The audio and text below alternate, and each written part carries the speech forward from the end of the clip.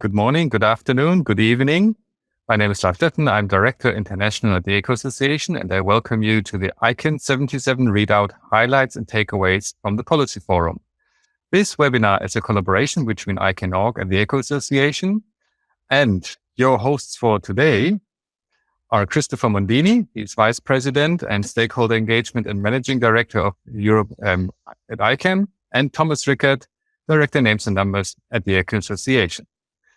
The speakers today are with us Jordan Carter, he's Vice Chair of the ccNSO Council, Sebastien Ducos, he's Chair of the GNSO Council, Philippe Fouquart, he's Chair of the ISPCP, Joanna Kulesza, she's Vice Chair of the ALAC, and last but not least, Rudy Nolde, the GAC representative of Germany. Before we start, I would like to go briefly through the housekeeping rules. So this webinar is being recorded, so please be aware of this. The recording will be available after the meeting, of course. For this webinar, the ICANN expected standards of behavior apply. You are muted throughout the webinar, but if you like to ask questions, and this is why we have this webinar today, to give you the opportunity to ask questions or to raise comments, you can always submit them in the questions pod, and I will read them out during the next coming breaks. But you can also submit your questions verbally by the raising your hand functionality. We will unmute you, and please state your name and affiliation before you ask a question. You will receive a survey after the webinar. Please provide feedback. This is always very helpful so that we can improve our webinars and services.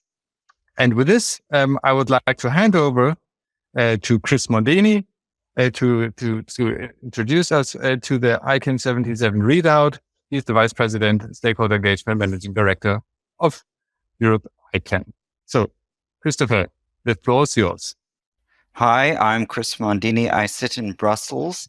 I'm working with the ICANN org, and as such, really delighted to be part of the organization that convenes and supports all of the important work of everyone on this call presenting to you. I'm so grateful for ECHO for co-convening, and so delighted to see the good turnout. These presentations are a bit of a mix of presentation of what happened for those who didn't attend, and a little bit of, I think, analysis of interpretation, which I think is also very useful if you're following the ICANN work. If in my engagement role, if I can provide any follow-up information, any explanations of backgrounds, any translations of acronyms, please do not hesitate to contact me. My role is engagement, and attracting more people like these dedicated volunteers is very, very high on my objectives. I won't take very long. I usually just mention some of the statistics. You can tell from this group that we have a busy agenda, and it was a very, very busy and very productive meeting. It was the first that we had held in Washington, D.C. We had just over 1,100 participants on site. We had just over 600 online participants, and about 108 countries or territories were represented. The fact that, and it had 79 public sessions, which really, in this format, is a very condensed 4 days that are very long days of direct policy work without the ceremonial openings or public forums or galas, as you may have experienced at other ICANN meetings. However, since it was in Washington, we did have a lot of attendance from people who had been involved in ICANN over the years. They may not still be directly involved, but they did turn up at the common community networking reception at the end of every evening. And so that really contributed to a positive atmosphere. We awarded a Stakeholder Excellence Award to Donna Austin, who's held important roles across the ICANN community in the past. And then finally, one item that maybe isn't mentioned by some of the volunteers here on this call, the ICANN board did give an update on the current ongoing search for an ICANN chief executive officer. There's a very lengthy candidate profile, which I can share with anybody who has interest. And I think there we really confirmed that the term they used was a unicorn. It's a very, very, very vast and complex role. And the other thing we learned was the timeline could tip into even 2024, which was new news. I think there's still a hope that it could be completed sooner than that. But we're seeing that the input from the community was well received, and taking that into account has really made it a very thorough process. So with that, I'll stop. I'll be around to answer questions at the end, and happy to weigh in with any answers to things that come up during the conversation. But I really look forward to the talk from our community leaders. And thank you again. Great. Thank you very much, Chris. Let me take over at this point. This is Thomas Rickert, Director Names and Numbers with ECO, and I'd like to welcome you all as well. Now, I would like to make a couple of opening remarks.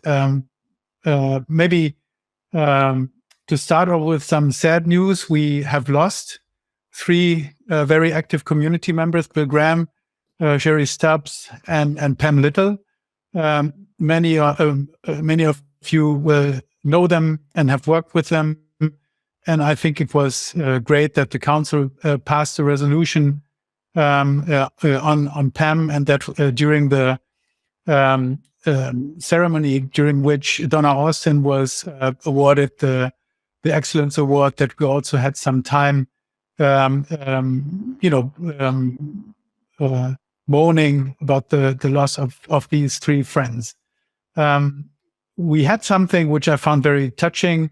Pharrell Foley brought with him a traditional African musical instrument and played 2 songs dedicated to the lost friends. So that was, I think, an outstanding, very sad, but outstanding moment for me, which I think many of you will also remember. Another point is that, and I think this is unique, but you tell me if I'm wrong. This is the first meeting that was totally underground.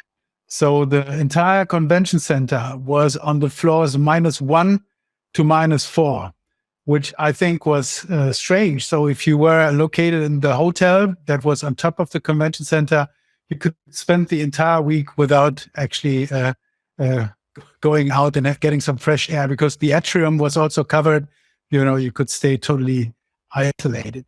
Now, I hope that everyone made their ways back home from this journey to the center of the earth safely, and that you actually overcame the jet lag. I'm still suffering a little bit from that, so I hope that I will be able to make some cohesive remarks as we go through this readout. Now, I would like to hand over to the first speaker for today, which is going to be Jordan Carter. And those who have attended earlier readouts will know that we are not going through the various groups and just go through the topics that have been discussed in these groups, but that we share the reporting duties, if you wish, between the panelists, so that they talk about one topic that has been discussed in their respective communities. But we will then also give the opportunity to the other panelists and also to all participants to chime in, add to what they've heard from their community's perspective, so that we get hopefully a pretty comprehensive overview of the important topics that have been discussed. And as you will remember, if you've attended this earlier, we also spice it up with some personal remarks and viewpoints here and there. Now, Jordan will talk about the ccNSO. So he will give you a quick update on the CCPDPs, on the ccNSO's abuse work, or anti-abuse work, I should say, and also on the legislative initiatives surrounding cybersecurity and geopolitical aspects. So over to you, Jordan. Thanks, Thomas, and hi, everyone. I'm assuming my voice is working okay. Standard question, even in 2023. Thanks for the invite too. I haven't done one of these echo readouts, but I know they have a good reputation, and so I'll try and keep to my allotted time. I'll start with the PDPs. There are two of those underway at the moment in the ccNSO. The first one is the end of our third ever PDP since the ccNSO was founded. And that was a two-piece PDP, which dealt with the retirements problem. The question of what do you do when a country stops existing and the two-letter country code is removed from the ISO 3166 list. And we dealt with how to do retirements first, and then there's been appeals dealt with. So the first one was, what do you do to remove a name from the root eventually? What are the timeframes process? The second one has been, how do you deal with appeals where such decisions are made by the IANA functions operator? And that's important because, as you know, the CCTLDs have always guarded their independence jealously. And as part of that, the IRP hasn't applied to decisions about such matters. It was always envisaged that the ccNSO would build its own appeals mechanism. And so that's finally been done.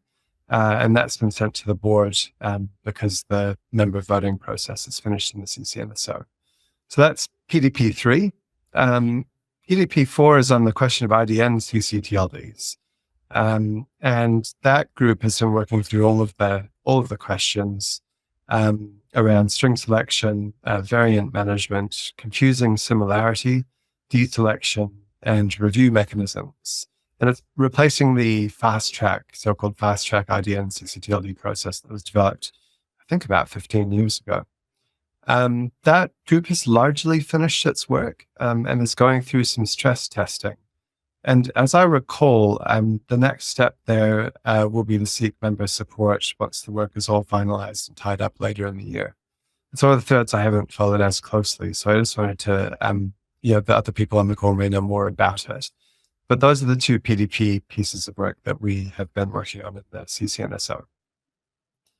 The second is the first touch on a topic, the second topic of where I'm sure there'll be other discussions, DNS abuse. The ccNSO set up a DNS abuse standing committee a few years ago because CCs wanted to exchange views on the topic, share information and good practice and so on, to help us tackle that within our own policy frameworks, our own national legislation and so on. And two pieces of work to report back on. One is that there's been a knowledge base or repository created, a place to share information, commentary, best practice ideas, and so on for the CC community to look at. And of course, for anyone to look at, because it's public information, I think is lodged on the ICANN wiki. Not the ICANN wiki, but the wiki space that ICANN administers. I don't know how much content is in that yet. It's got a re-editorial board that was established to curate the stuff and make sure that the information that came in was relatively reputable. The other thing that has been happening for quite a few months now is that there was a survey of CCTLD managers earlier. Well, it was late last year to find out how people deal with abuse, how they go about stepping through data validation and registration and so on. And it didn't get as many responses as the committee hoped. So they reopened it, nudged a few more people to reply. And so at this meeting, they presented back to the CC community the findings there on when checks are done, what happens when they find them. Just a little snippet on the content. The team compared the results from the survey with the results of the DNS Abuse Institute's research and data sharing into CCTLD levels of abuse. And the reported level was a little bit higher from CCs than the DNS Abuse Institute has been finding. So there might be some other interesting facets there that you'd like to dig into. I think the presentation with the findings will be posted, but if you want to get that in a quick way, you could talk to Nick Wenbad-Smith from .uk, who's the chair of that committee. And the third thing I'll just briefly share with you is that we've been trying to broaden the discussion beyond directly policy or operational matters that we face as domain name registries, as CCTLDs, and some of the other things that affect us in a policy sense through the work of the ccNSO's Internet Governance Liaison Committee, IGLC. And that group organized a session where a few registries were sharing information on cybersecurity legislation obligations that they are facing in their jurisdictions at the moment. And it's fair to say that just as in the G space, a lot of governments are taking increasingly close looks at cybersecurity all across their economies, and domain name registries haven't been escaping that net. And there were interesting presentations from 5 countries in that session, from Canada, Vanuatu, Mozambique, Costa Rica, and Slovenia. I'm not going to give you any spoilers about the topics that they covered, but again, the presentations will be made available at a future point. If I just close with a couple of observations about the meeting, the participation was okay. And the ccNSO, I guess, compared to some of what I've witnessed over the past 15 years or so, is going through a fairly calm patch, which is reassuring. The officers in place, Alejandra as chair, me and B as vice chairs, were re-elected unopposed for another term at this meeting. And so things are going okay. And that's probably where I'll wrap it up. Unless any questions or comments from anyone else. Thanks very much, Jordan. And while the others are thinking of questions or additions, there were a lot of folks wearing white hats at the meeting. Maybe you can talk about that a little. Fair point. It's the 20th anniversary of the foundation of the ccNSO this year. And in a decision that I don't exactly know the origin of, we decided to celebrate it for the entire year, not just the public meeting that was closest to the exact date. And so there was a nice cocktail function in Cancun put on by the Dynamics Registry. And this meeting saw a sort of an internal quiz night and the hats going around, as well as a little ribbon for people's attendees. And I have no idea what's going to happen in Hamburg, but it will be part 3 of 3. So the answer is it'll be something. And I hope there's a bit of a competition to see it as the biggest party yet. Great. Thank you so much for enlightening us. Now, for those who maybe I'm preaching to the choir, but we didn't always have the ccNSO. We didn't always have the GNSO. In the early days, we had the DNSO, the Domain Name Supporting Organization. And then, folks found out that, the structure didn't really fit the requirements of the respective groups. And then, the CCs and the Gs went separate ways. Now, do we have anyone who wants to add to what Jordan said or ask questions? Lars, do we have any questions from the participants? No, we currently don't have any questions in the question spot. So please, Sebastien, the floor is yours. All right. Yeah. But actually, before taking the floor, I wanted to react to 2 points that Jordan made. The first one on the celebrations, and obviously, Merry Happy Birthday, or however you want to call it. As obviously Thomas said, when the ccNSO and the GNSO were created, it was together, and we share a birthday. This time we decided not to celebrate it because there was a bit too much work on our table. But you're right. I think that next time in Hamburg, there will be a joint party between the ccNSO, the GNSO, and ALAC for that matter, which we just last week started preparing. And I have no spoilers to give you. I still don't know what's going to happen, but I know that we're going to do a hand-in-hand. And the second thing I wanted to note, quickly, you mentioned the IDN PDP. And as people would know, the GNSO is running its own IDN PDP. And in a 11th hour development last week, there has been a resolution from the board in 2019, March 2019, inviting both the council, the GNSO and the ccNSO to work together on the IDNs not so much in figuring out how administratively we would, but making sure that the technical policy for both are in sync. And for those who have spent a bit more time than the average on this, and this is a bit of a hairy topic, it's a difficult technical topic to get into. But you will know that all the work that is being doing in variant and behaving with variant is targeted at the Chinese scripts, at the Arabic scripts in majority. Us Europeans have decided that we had no variation within our languages, except for the detail of the double S and the S in German. I think that out of all the scripts in Europe, it's the only one that is considered as variant. And to that effect, the ccNSO did a bit of work, or a lot of work, if I understand well. It took a few years to resolve an issue that they had with .eu, and particularly the Greek script of .eu, which was confusing with the Latin script of the same, and couldn't be delegated for that reason. And they came up with a solution to it, saying that basically if the same registry operator is running two strings that could be confusing, but running that in parallel, then we consider that nobody's confused. They're actually the same string.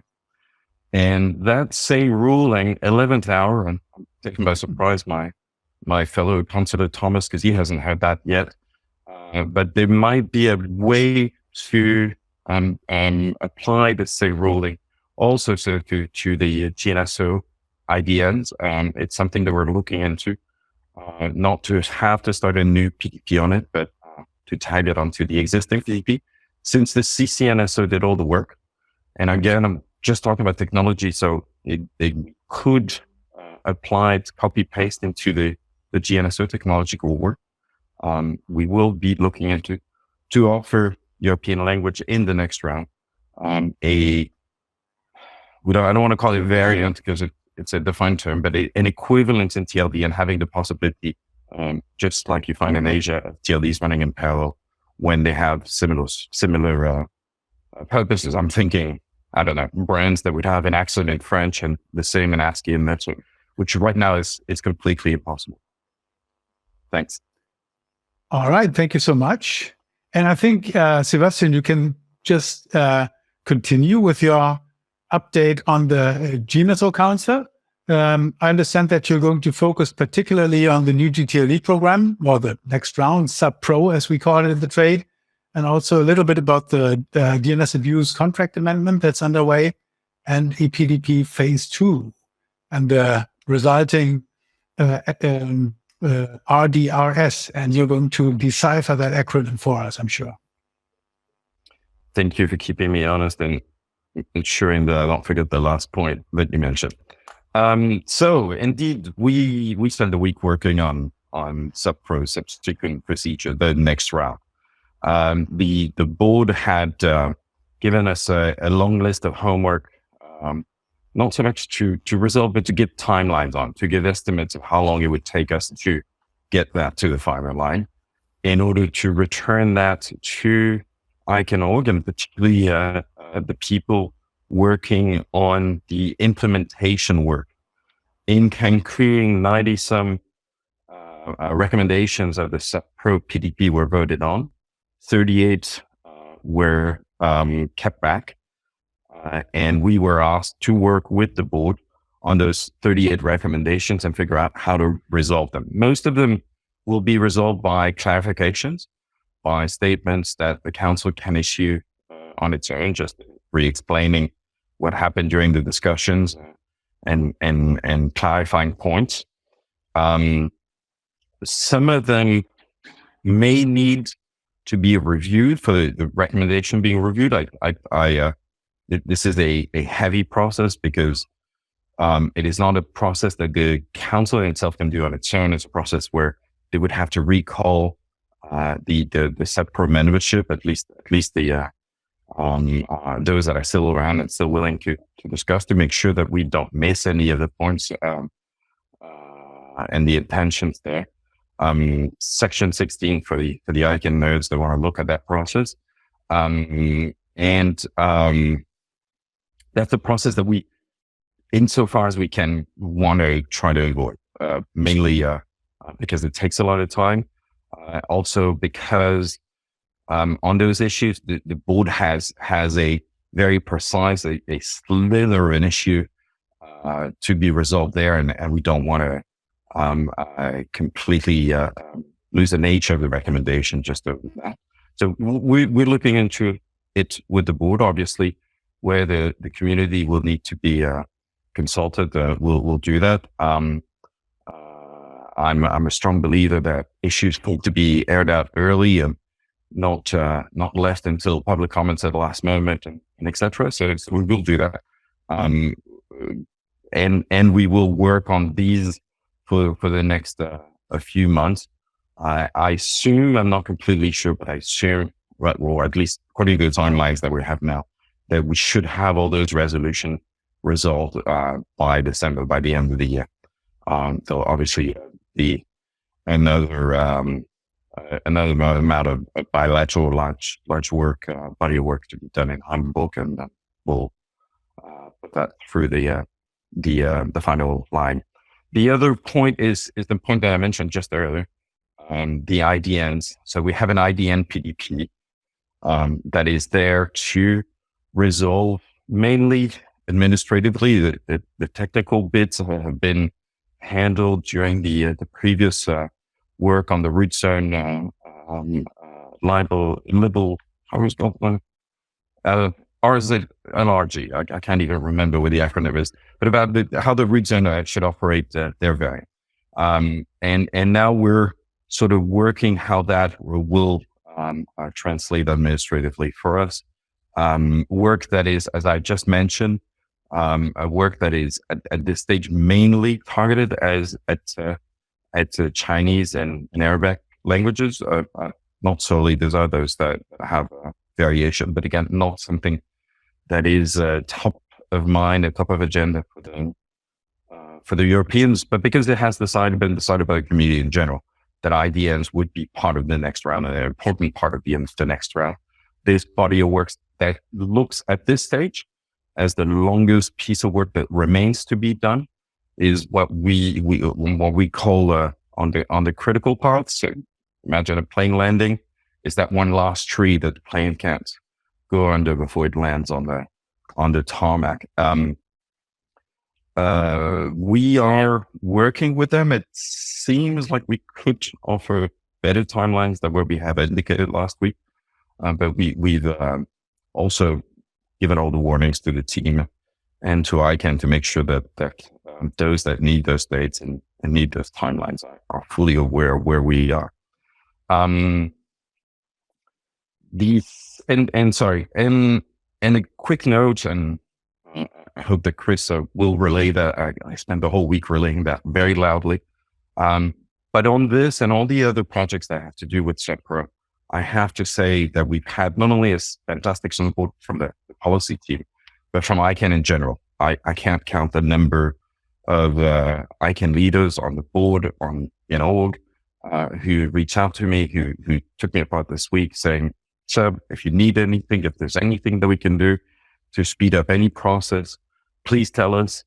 And in the case of IDNs, for example, they have asked us to indeed, in order to speed up their work, have asked us to organize sessions every day last week, which they had a block every day to work, and extra sessions. And indeed, we will organize a session in November and December. It has been already pre-approved. And again, because of the strong interest from the Asian community, it's a meeting that they will have probably in Kuala Lumpur, if I understand, to keep it local and easier for everybody else, or everybody involved. Sorry. The second big topic, and I think that Nick might want to touch, or sorry, Philippe, I think was going to touch on it more in details, is the closed generic, including because you would know that this conversation has been happening into not completely shut doors or semi-closed doors, and I wasn't within those doors. Philippe will have make more sense on it than I would. I only have it by hearsay. There's other developments with SubPro that came this week.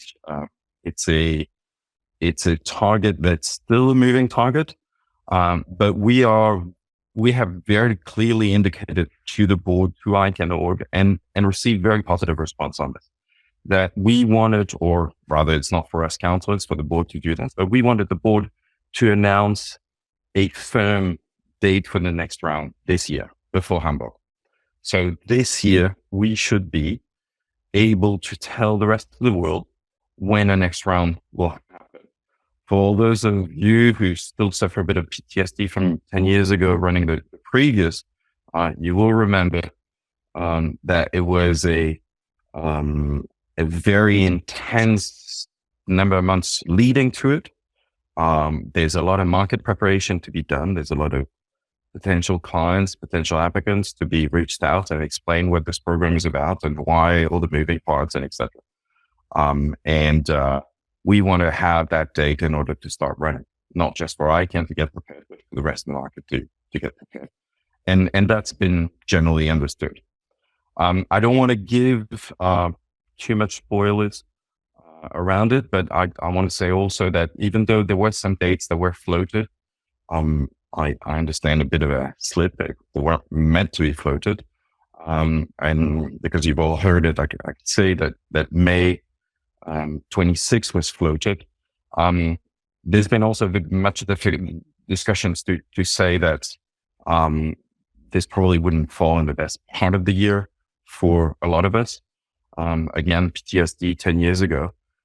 Those who were there will remember how intense a work it was, those applications, how everything kept on running until the last minute, how everybody was on their phone with their clients, with ICANN, with everybody at the last minute trying to figure out how to best respond.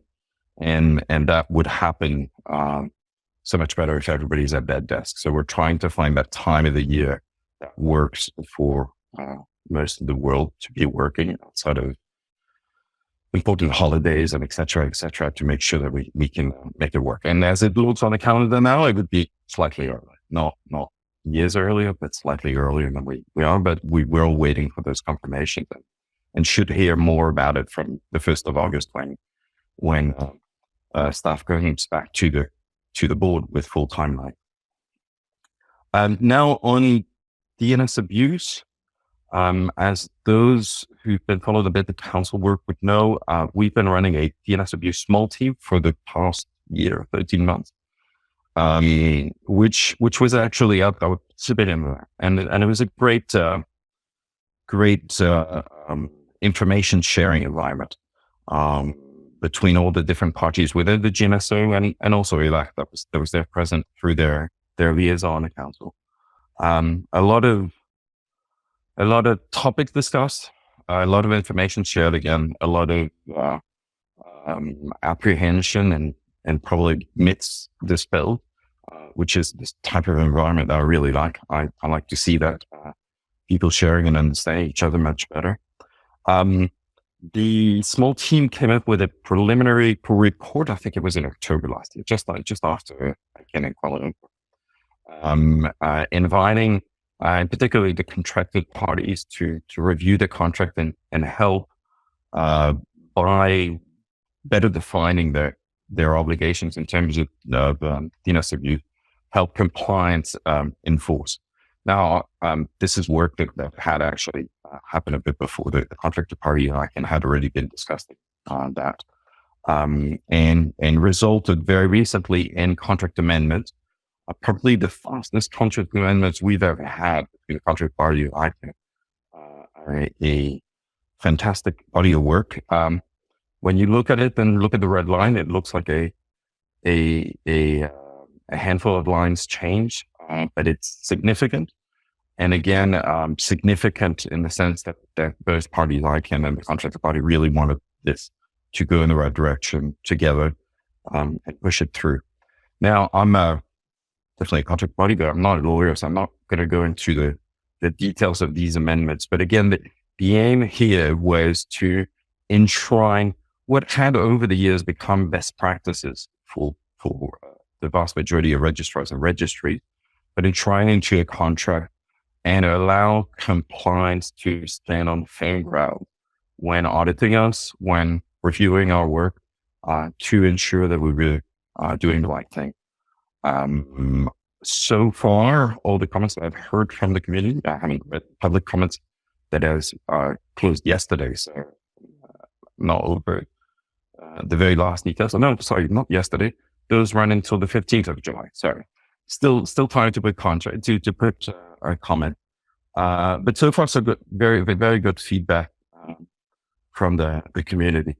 The small team kept on working, so we had several avenues to work on. One was those contracts, and the other one was preparing for potential PDPs on DNS abuse. And there, the general consensus was that actually PDP work takes a very, very, very long time. And if there were means to find ways to design best practices, ensure that they're applied again, and try them in contract from time to time as they're more and more adopted, we should also look at that. And we mentioned the work of malicious registration, malicious versus, and sorry, the word escapes me. Thomas is going to help me here, please. But malicious versus, hacked registration. Basically, I'm missing the word. And that might be it's maliciously registered versus compromised. Compromise is the word I was looking for. Thank you very much, Thomas. And in particular, having PDPs, for example, on what should happen to a registration that was done maliciously with the very purpose of phishing, for example.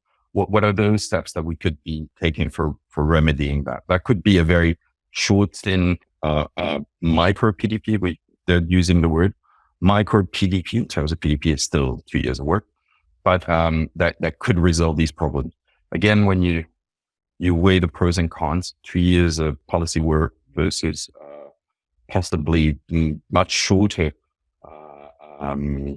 best practices, and then a timeline to try to enforce them through contracts. We need to see a bit with the two. One of the topics also that was discussed at length is the one of bulk registration, which is a topic of interest, but sadly is not policy ready in the sense that it's missing way too many pieces of that puzzle to start with a definition. In order to do for us to do coherent work, if the GNSO was board, I'm sure that there would be one. I'm happy to take that on board, but as I mentioned, subpro and other heavy topics are already on our agenda, and we really don't have time. So I invited that group, invited myself as I participated in that group, to find another forum for it. And I think that last week we found a possibility for that to happen within existing discussions. Joanna mentioned the fact that the ccNSO have already discussions on that topic, and I strongly, obviously, encourage them to continue.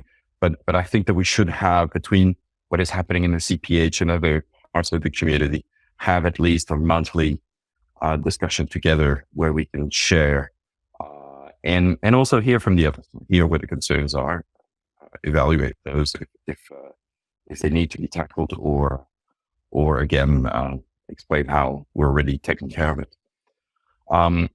So that's that on DNS abuse. And then the last bit is the RDRS. So the RDRS is the last name of a long chain of name, basically, for the PDP phase 2 and the SSAD, that enormous engine that the community designed in order to allow requests for data disclosures to be formulated and passed on to registrars for them to study the request, review the upgrade. Shouldn't take that long. It's not a study, a review will do. But thoroughly review the request, given the legal implications, and decide to or not disclose the said data to the requesting party. That work was translated through an ODA in December last year into an estimation of over $100 million between the development and the operation of the system for the first 5 years, which I can the board kindly came back with to the GNSO asking us to see if there wasn't any way to, if not make this cheaper, at least piecemeal it. And what the GNSO through a dedicated small team has been working on for the last year and a half is to first design what that simplest solution would be, and we came up with a ticketed system that would do basically the same process that was intended by ISPCP, but in a much simplified way, without the much cumbersome work that was done in terms of accrediting requesters and etc. This tool is now in development. We've seen 2 weeks before the ICANN webinar where ICANN was presenting where they were at with it. It should be released to the registrar community somewhere in September, October, for them to start trying and trying to fit with their existing systems, and to the broader public in November, in the November timeframe. You will start seeing more and more information about this. There's been a bit of noise registrar side in the last month to try to make sure that maximum registrars participate. It's important. There will be noise on the requester community side too. There's been heavy discussion with the business community, with the intellectual property community, with law enforcement. Obviously, the general public is always hard for us to reach, but we will try to provide at least those that participate tools to go and communicate and pass on the good word on it. We want a maximum of requests to go through this system in order to evaluate the demand, where it comes from, what sort of quality of requests we receive, and obviously where the pain points might be in order for a requester to get what they want. And with this, I'm happy to answer any questions. Great. Thanks so much, Sebastien. It was an awesome overview.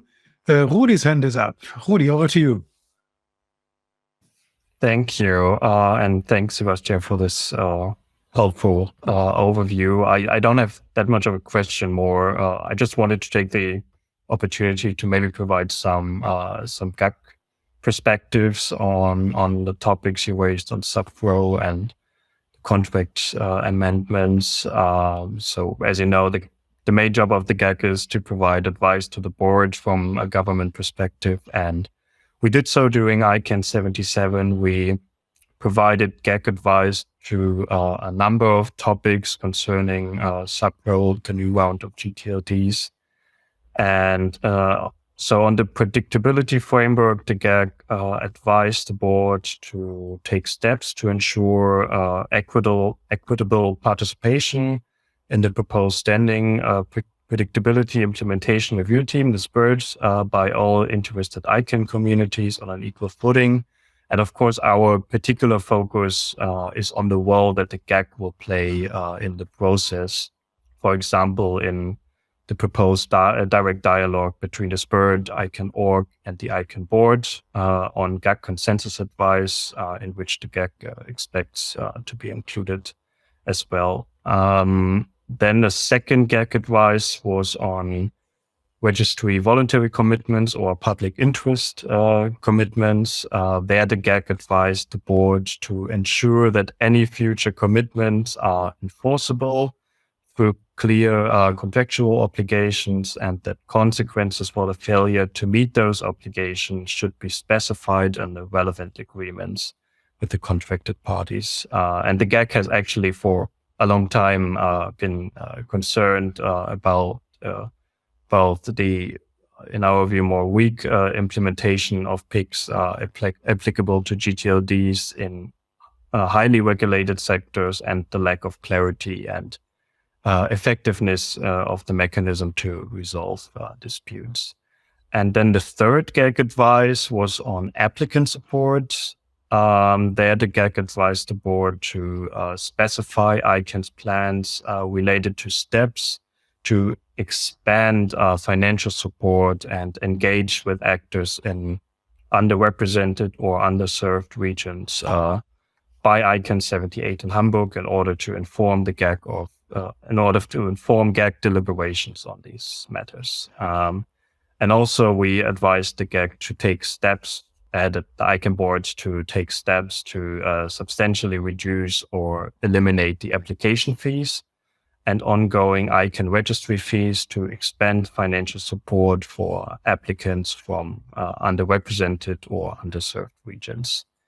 And the third part of the advice for applicant support is that we advise the board to take timely steps to facilitate a significant global diversification in the new GTLD program by ensuring increased engagement with a diverse array of people and organizations in underrepresented or underserved markets and regions. We supplied some examples like raising awareness of the applicant support program, of course, providing training and assistance to potential applicants, exploring the potential to support the provision of back-end services, and also providing adequate funding for the applicant support program, consistent with diversification targets. And our fourth and last GAC advice was on auctions, or mechanisms of last resort. Here we advise the board to take steps to avoid the use of auctions of last resort in contentions between commercial and non-commercial applications.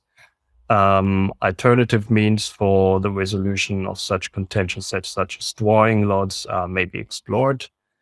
We also advise the board to ban or strongly disincentivize private monetary means of resolution of contention sets, including private auctions. And maybe shortly on DNS abuse and the contract negotiations, I think nobody's surprised that as governments, the issue of DNS abuse and the impact is of great concern. So I just wanted to take the opportunity to express the GAC's appreciation for the efforts of ICANN and the contracted parties to negotiate clear and enforceable contract amendments. We've discussed it a lot, and the GAC also welcomed the information and clarity that was provided during the DNS abuse session during ICANN 77, especially on the consequences of non-compliance, which was of interest for us. And the GAC also found the ICANN advisory that was provided to be very helpful, and we share the encouragement for registrars to take proactive efforts against DNS abuse. So that was it from me. Thank you. Great. Thanks so much, Rudy. I don't see any other hands raised. Lars, do we have any interventions from the floor? No, we don't. And we also don't have any questions on the question spot, so we can proceed. Okay. That allows us to move on to Philippe. Philippe Fouquart will give us an update from the ISPCP and the CSG that the ISPs are part of, together with the intellectual property constituency and the business constituency. And he will also talk about the topic that Sebastien has alluded to, and that is closed generics, one of the more contentious points that are being discussed in the community at the moment. Over to you. Thank you, Thomas. This is Philippe Fouquart here. Hope you can hear me from Normandy, France. Rainy, I should say, at the moment. But there we are. Yes, indeed. I'll say a word about the ISPCP. Obviously, that was a policy meeting. So most of our discussions focused on the ongoing policy activities, especially those within council. But those have been addressed already. I'll just say a word about other items that we covered. Include the charter revision that we went through. That was a 6-month effort. That's now in public comment for another 7 days, I think. I think we did a good work, revised the the conditions becoming a member of the constituency, as well as a number of other things. And certainly, if there are ISPs in the audience, feel free to reach out and become a member. That's free of charge. You will meet really interesting people there. So I can only encourage you to look up ISPCP.info. You'll find the information there. I should say that this charter revision went quite well through the board's small group that went through it already before the public comments. We're hopeful. There's one comment of substance, and we're hopeful that we can enforce that really soon. During that same session, we had a discussion with the Office of the CTO and how the ISPs can get involved in their technical work. One example that was taken was the deliverable that they put together a year ago on DNS resolvers in Europe, for example, and we discussed how moving forward ISPs could further collaborate with the Office of the CTO without breaking the process, obviously. But there are a number of things, DNS resolvers being one of them, for which the ISPs would be interested in further work with the Office of the CTO of ICANN. We had a number of other discussions, such as non-com rebalancing. I'm not going to go through the detail of that, but basically, the nominating committee of ICANN is maybe going through a revision of the layout of non-com.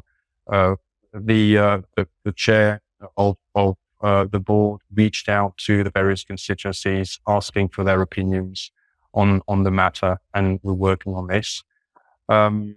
As two final subjects, we will be putting together an outreach event in Hamburg. So make sure that you stay tuned. For those of you who in the audience would be attending the Hamburg meeting, again, the meeting will be free. I can't say, I'm not sure we have a day at this point. ECHO is obviously instrumental in putting this together. We have a draft agenda almost.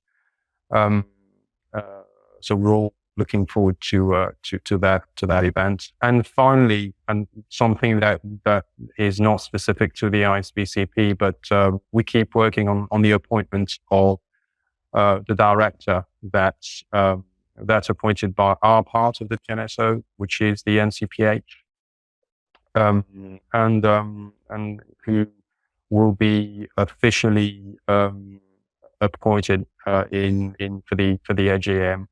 But unfortunately, for a number of reasons, we have passed the deadline for this. But we keep working on this. So that's for the ISPCP, and I'll move on to the closed generics, probably by giving you an idea of what we mean by that. We had two sessions during ICANN77, so it was interesting to see that after 12 years now, after the first round, people needed to be reminded for a good reason what a closed generic was.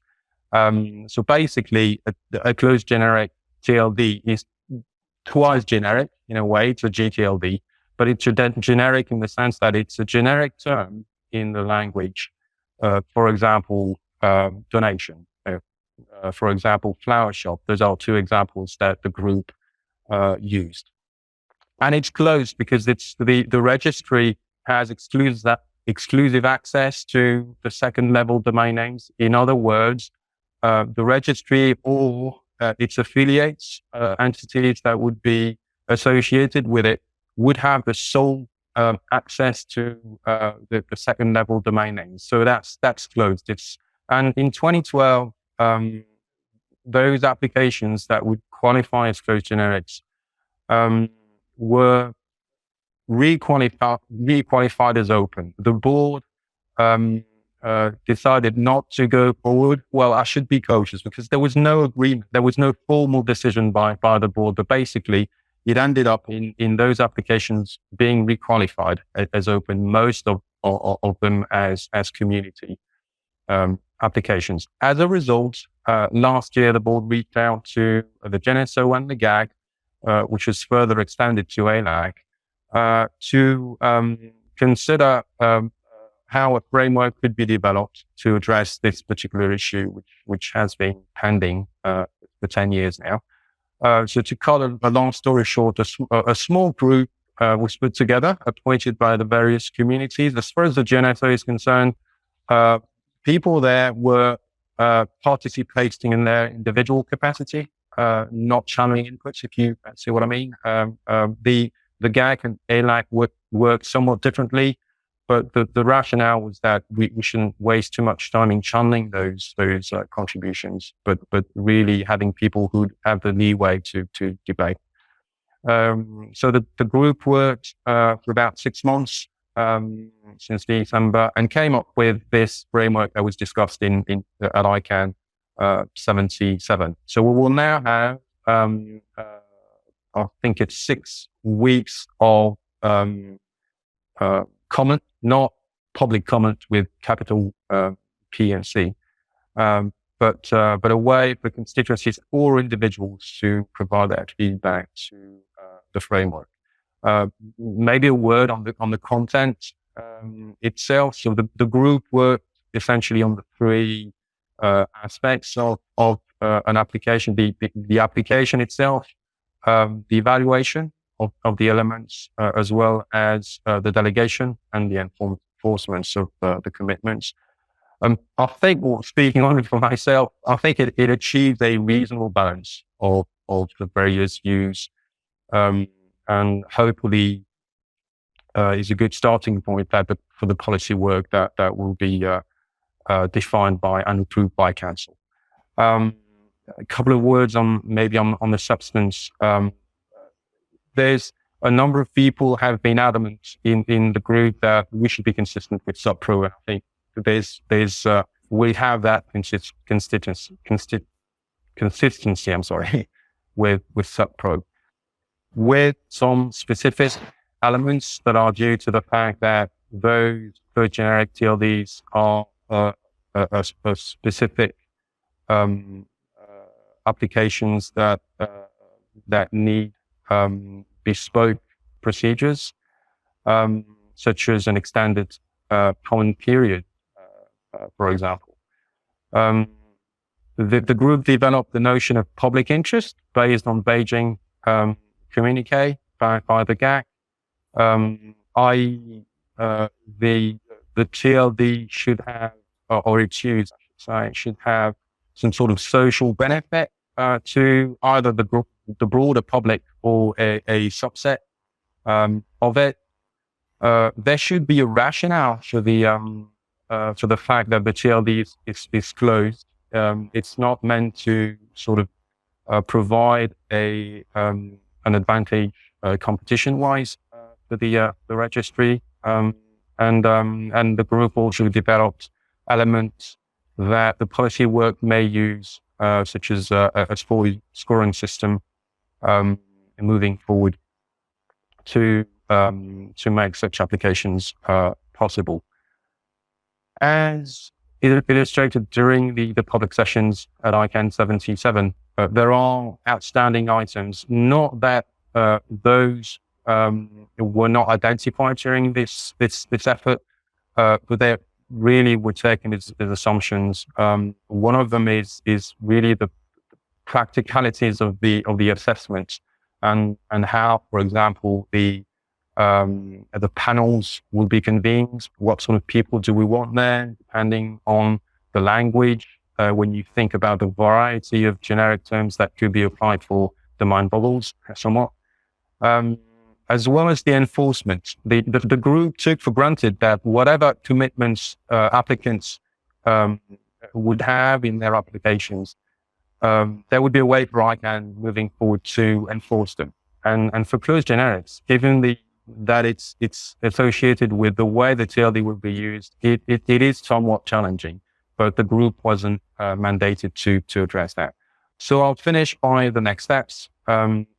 Obviously, the public comments after the public comments, there will be an update by the group on the framework, and that being done, the work will be taken over by the GNSO to define the policy work, whether a PDP or something else, and also a modus operandi for those who have been involved in the framework effort, the GAC and ALAC, to also have a follow-up in their involvements with this piece of work. So I'll stop here. I think there's sort of a timeline, but Sebastien could speak to that sort of a rough timeline that's been put together by council. But that should probably start, start convening the team by the next ICANN meeting. So I'll stop here, and we'll be happy to take questions or comments. Thank you. Over to you, Thomas. Thanks so much, Philippe. I see Sebastian's hand is up. Sebastien, if you could keep it brief, because we have two more speakers on the... Just 2 seconds to answer to Philippe. Yes, indeed, there was a timeline that was floated. We mentioned 96 weeks of work, which is about a year and a half. Of the 96, though, there's only 36 weeks of work that are actual discussion. When I said earlier that even a micro PDP takes a long time, there's a huge amount of time, purely administrative, to go from one group to the next, and public comments and so on and so forth, that we can never forget. Thanks. Thanks very much. Lance, any requests from the floor? Any questions in the questions part? No, I'm sorry, but we can move on.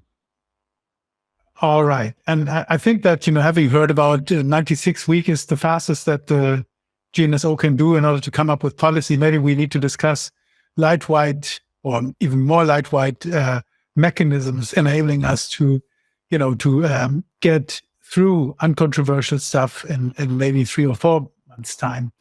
Now, let's move to Rudy. Rudy is going to give us a quick update from the GAC, and particularly talk about the issue of registration data. Rudy, over to you. Thank you. Yeah, I didn't raise my hand on closed generics because I knew I would be next. But if I may, I will first touch on that, and then I get to the second topic. First of all, thank you, Philippe, for this summary of the work, and also thank you for your work in this facilitated dialogue in the last couple of months. I can say that the GAC took a great amount of interest in this preliminary outcome of the facilitated dialogue on closed generics. We had a lot of discussions in the GAC during ICANN77, and of course, a number of GAC participants or GAC colleagues participated in the dialogue. And we as the GAC appreciate their work and efforts in this exercise, as well as the work that all of the other participants have already put into that. And apart from the specifics of the topic, I think it's also interesting that it's kind of a new work model or a new concept of multi-stakeholder collaboration that has been tried here. So we look forward to continuing this work after ICANN77, maybe referencing the GAC communique regarding the draft framework. The GAC noted that, of course, there was no sufficient time during ICANN77 for a thorough review of the proposal. I think nobody expected that. But our initial discussions focused more on the overall value of closed generic GTLDs for the internet. And there the GAC expressed some doubts about compelling case studies or use cases, as well as a lack of operational definitions of concepts such as public interest. Of course, we're bearing in mind that this is a draft framework, and even afterwards, there will be more work. And of course, the work of the facilitated dialogue was also restricted. But this was what the GAC expressed. And it was also important for GAC participants to stress, as we have done before in Cancun in our communique, that in the end, no policy option, including the prohibition of closed generic GTLDs, should be off the table. But in any case, the GAC will certainly elaborate on its position in the comment phase and in the upcoming process. So I've already talked about our main work, the GAC advice to the ICANN board. I can only recommend our GAC communique that should be out by now. So now I will focus on some other topics. First on privacy and proxy services, where we held some discussions, and then also registration data. On privacy and proxy services, we had some follow-up on previous GAC advice. So the previous GAC advice from ICANN76 in Cancun, we asked the board for the reprioritization of the privacy proxy services accreditation issues policy recommendations. And it also requested the board to regularly update the GAC on the status of activities related to this topic. And during ICANN77, we thanked the board for acknowledging our advice and to provide information. And as a follow-up, the GAC would welcome continued updates, including providing detail in writing from the board. Besides that, the GAC also held discussions on WHOIS and this registration data. One of the GAC's topic of interest is the accuracy of registration data as an important element for in law enforcement and cybersecurity investigations, and domain name registration management, and also other legitimate third-party interests. So therefore, the GAC remains committed to working within the accuracy scoping team, and the GAC also noted that over 6 months have passed since the GNSO adopted a motion to pause the work of the scoping team. And in light of the expiration of this pause, the GAC would welcome an update on plans to resume the scoping team's work.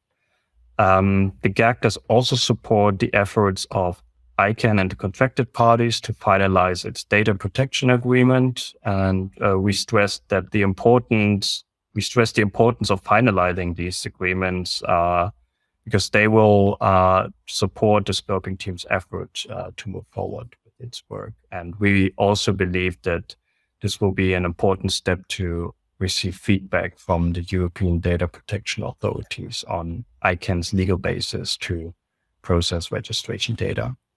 On the RDRS, the registration data request service, was mentioned before. It's another name for us to memorize.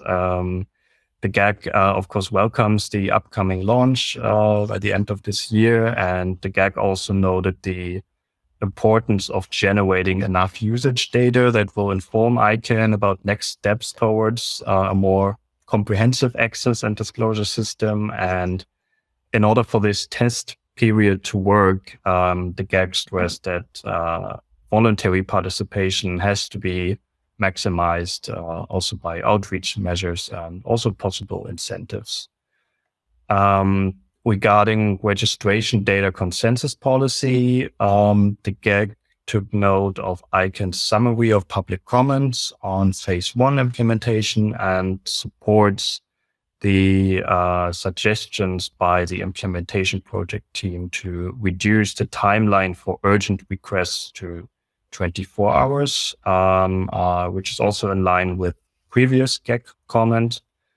So we welcome that. The GAC, however, also noted that some other public policy concerns that we mentioned in our GAC comment have still remained unaddressed, and that includes the GAC's view that contracted parties should collect and make data of legal persons publicly available with some additional safeguards in case it contains personal data.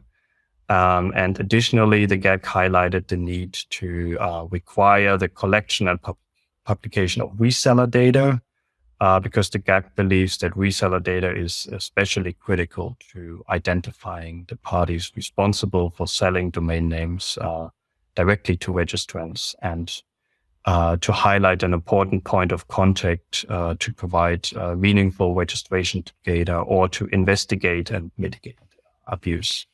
So that's it from me. Thank you. And back to you. Thanks so much, Rudy. Any comments or additions? Now, just a very brief comment regarding the 24-hour requirement or request from the GAC for urgent RDIS requests. There is already a requirement for registrars to respond to law enforcement requests within 24 hours. So, there's been quite some discussion in the IRT surrounding that. And I guess that the view of many is that, registries and registrars will respond to RDIS requests that are marked urgent as quickly as possible when the life or health of individuals is at stake. But making it a mandatory requirement on top of the law enforcement contact and on top of the abuse point of contact that contract that registries need to have in place, stretches things a little bit too much in the view of many. But that's maybe for another time to be explored further. We now get to our last speaker for today. Joanna is going to give us an update from the ALAC. So without any further ado, over to you. Great. Thank you so much, Thomas. I appreciate being here. These webinars are always most informative. It is as if I was back in DC discussing policy. Thank you, everyone, for those brief introductions, which make my work extremely easy because you covered all the bases there. In terms of reporting from the ALAC, as you will have heard from previous speakers, the ALAC has been actively involved in policy development throughout the intersessional period. We welcome the opportunity to both chime in directly into policy development, to observe what other communities are doing, and the at-large structures appreciate the opportunity to be represented and have their voices heard. If I was to go through the leading policy themes that the at-large community and the ALAC were engaged in during DC, you would probably hear nothing new. Sub-Pro dominates these discussions, and the end-user individual perspective on the new round of applications has dominated both the internal and external communications from the community members. So as much as Sub-Pro is the leading theme, there are a few specific sub-themes that we felt particularly strongly about. Again, the at-large works on policy weekly. So there are weekly meetings of the Consolidated Policy Working Group where we try to address issues related to separate PDPs as they come up. We do that through our delegated liaisons to those policy development processes. But the Washington meeting gave us an opportunity to meet at large, so to speak, and to identify positions, including those related to the new round. Applicant support dominates our list. We did proceed with a certain scoping exercise, and so we have identified leading themes in the Sub-Pro discussions that we would like to focus on. Applicant support remains the highlight, remains at the top of that list. We would like to see particularly direct outreach to the Global South. We would view the role of the at-large as optionally one of the leaders in doing that outreach, making sure that in the new round of applications, we actually do manage to engage new players rather than trying to manage the conflicting at times interests of those who are well established in the field. So as much as we do understand our role within the community, we would be willing and able to take on the lead in terms of reaching out, carrying the message, and making sure that those in underrepresented regions understand how the process works and are efficiently supported. This could mean various initiatives. We have brainstormed on what they might be. They would probably include also a pro bono program. We have quite a few lawyers here in the room. So the concept of pro bono legal advice is well known both to this audience, but also to the communities that you guys represent within Europe, within Uralo. We would like to see that scaled for this specific round of applications, and these discussions are going on, but the at large seems to share consensus on the need for direct, targeted both outreach and support to underserved regions. We have combined the discussion on SubPro with DNS abuse. The new component of the registry agreements that is to be introduced relating to DNS abuse was welcomed by the at-large community and the ALAC. We have been engaged in DNS abuse-related discussions for quite some time now. We believe to have a relatively good understanding of where the community stands. So in that sense, we welcome the proposal. We are looking forward to submitting a comment by the June 13th deadline. We did not express any concerns in terms of either the scope of the amendment or the process. It is somewhat surprising, not the usual way of amending a registry agreement, but we welcome both the initiative and the result. So likely that support will be reflected in the comments submitted within that deadline. We've devoted a lot of time trying to best identify specific data access and data collection issues, binding DNS abuse and the new round of applications. We view DNS abuse as a paradigm for ensuring safe entry and safe development of the new round of applications, but we would not link it directly as a precondition, for example, for the applications. So the registry agreement, indeed, the amendment is welcome, but we do not view a specific component related to DNS abuse as necessary to proceed with the new round of registrations.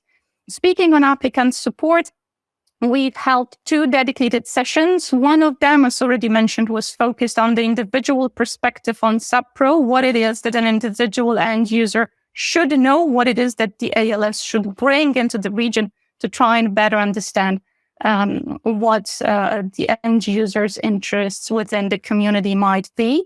But we also held a dedicated session that was aimed to help community members understand the idea behind private auctions and why it might not be best suited to meet that individual end user interest. So the at-large would stand on the position that private auctions should be reconsidered, and we held a dedicated session. All the recordings, as you might imagine, are available online, giving us an opportunity to discuss that issue more closely. We have also looked at the opportunities to do outreach and capacity building regarding the new redress or redress mechanisms. We are looking forward to coordinating actions with other communities. We have discussed this potential outreach activity with the GACS Public Safety Working Group, again, as there seems to be a natural alignment between the two, one would say, broadest communities representing individuals on the ground. So that is something we feel and that could be done relatively easily, again, with the wonderful support from the ICANN org team. We're looking forward to that happening as soon as there are materials available for us to better communicate the new mechanisms and how they can support, for example, law enforcement on the ground, but also local business, but also individual end users. We are looking forward to seeing that happening. We have also looked into the best way to coordinate between RALOs. We held a dedicated meeting on RALO coordination, and this was an opportunity for us to focus on the NARALO community. That was a regional event that was hosted during the Washington meeting. One of the previous speakers mentioned we are in the lead up to the Hamburg meeting, which will see an anniversary for many of the constituencies. At large is among those celebrating, and we did hold a dedicated meeting trying to best understand how we could synergize with different communities in the way leading up to Hamburg and helping us to communicate both the journey and the lessons learned from in the past 25 years. That is the short list that I do have here before me. I see we are running out of time, so I will stop here. And as always, I'm glad to answer questions. Thank you so much. Thank you so much, Joanna, for this excellent summary. And I'm particularly thankful for you raising the topic of applicant support, which I think has been embarrassing for ICANN when the last round was done. You know, there was a $1 million USD to support applicants with a poorly crafted program, which I thought was just a fig leaf to get the new GTL League program over the line. And I hope that we can do better this time around. Now, does anyone wish to chime in, make additional remarks? Lars, as usual, do we have any questions in the questions part or requests for the floor? No, we don't have any questions in the questions part and no requests for the floor. But, Philippe? Philippe's hand is raised. Philippe, please. Thanks, Thomas.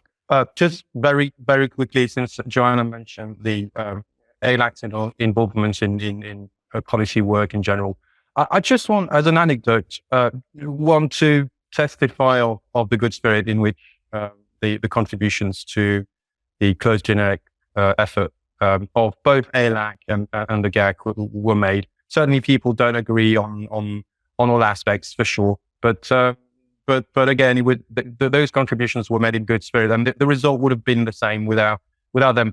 So I think it's something. It's a learning curve, but something to take for the future. Thanks.